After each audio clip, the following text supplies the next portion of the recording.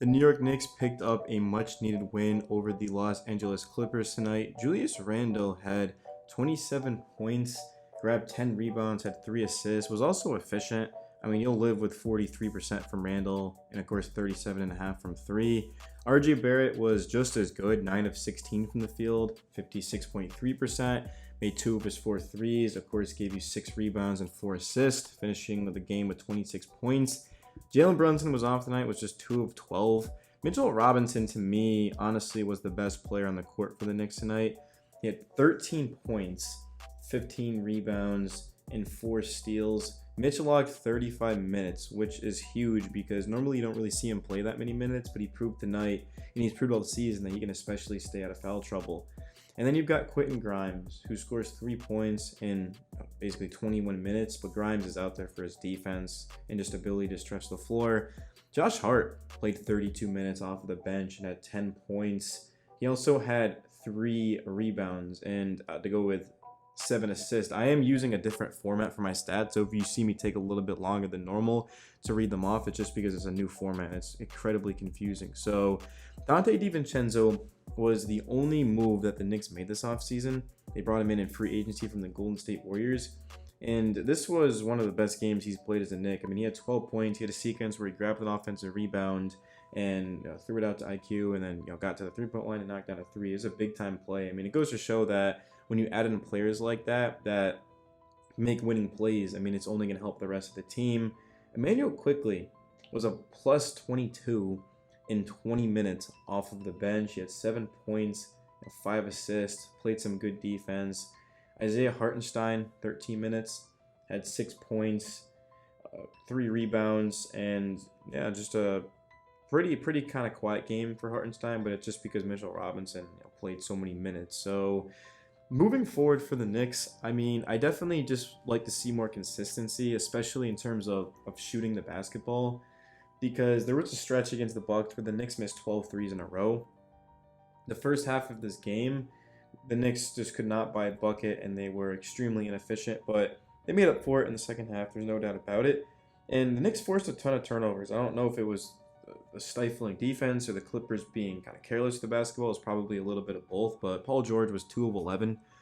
Kawhi Leonard was 8 of 16, which is good. Russ 8 of 13, Harden 6 of 9. It wasn't the fact that the Clippers couldn't shoot. I mean, Zubac himself was 3 of 3. It's just the Clippers turned it over so many times. I mean, you look at Paul George had 4 of them. Zubac had 5. Harden had 2. Russ had 4. Highland, not only did he shoot 2 of 9 from the field, but he turned over the ball over 3 times. Norman Powell turned it over 3 times. And the Knicks, they were scoring off of the turnovers as well. So I did like what I saw out of the Knicks defensively. I mean, they did do a good job. The Clippers were taking tough shots, and of course they're going to make some of them because they've got 4 future Hall of Famers in their starting lineup, and Zubac's a very good center in his own right. I would like to see the Knicks moving forward. I mean, they're moving the ball around, which I like. They're getting a lot of open looks. I want a secondary player next to Brunson. Donovan Mitchell is the guy. I mean, of course, the Knicks should not trade for him, but I think the Knicks should definitely look to bring him in free agency if he opts out, which he probably will, because I mean, Mitchell and Brunson defensively would not be the greatest, but I feel like the Knicks, defense isn't their issue. Defense certainly wasn't their issue last season. The issue for the Knicks is someone that can just put the ball in the hoop consistently next to Jalen Brunson. I mean, Julius Randle, RJ Barrett. I like what I saw at RJ in the playoffs. He's looked great this entire season. Just if they can get one more star, I feel like next to these guys, that would be great because they could start Brunson, Mitchell, RJ, Randall, and Mitchell Robinson. The question is, what do you do with Quentin Grimes at that point? Because now you've got DiVincenzo, Hart, Grimes quickly off the bench. That's kind of the thing.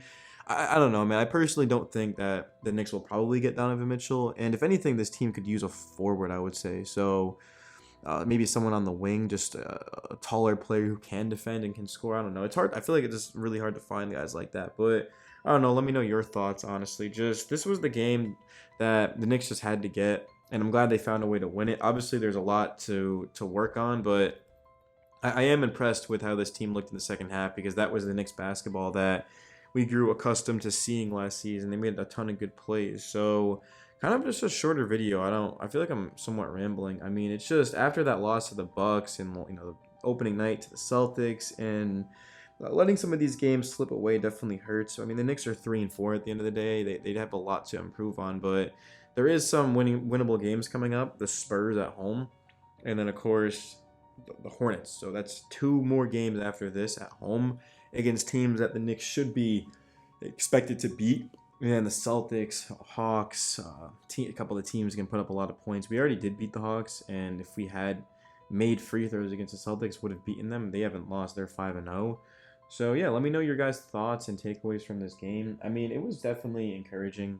Whenever Julius Randle and RJ Barrett both score and are efficient, of course, the Knicks play good defense and force turnovers and move the ball around. I mean, there was a lot of good to take away from this game.